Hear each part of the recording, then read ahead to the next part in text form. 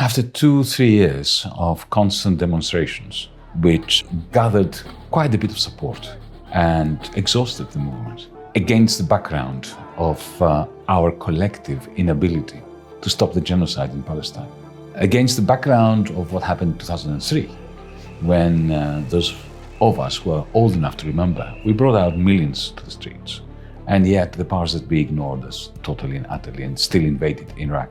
I think there's a fatigue that has set in.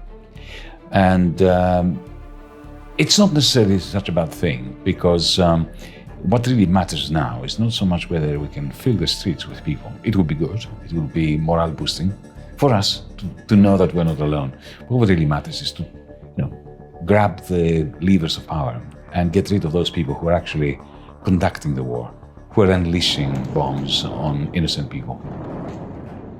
Well, that has been happening now before the war. It has been happening in the last 10 years.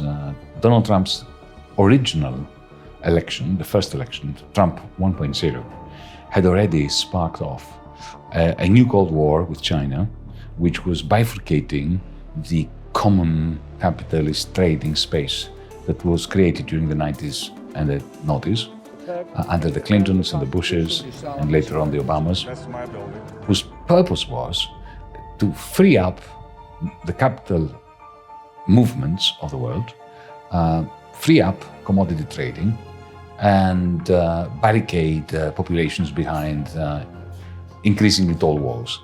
That now has given rise to a bifurcation of what used to be the World Trade Organization countries and more national-based capital accumulation, which is failing because our national bourgeoisies can no longer maintain their own capacity to generate machines that produce stuff.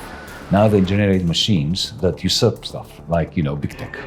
So the crisis of capitalism is deepening, and the result of that is more war and more austerity and more fascism at home.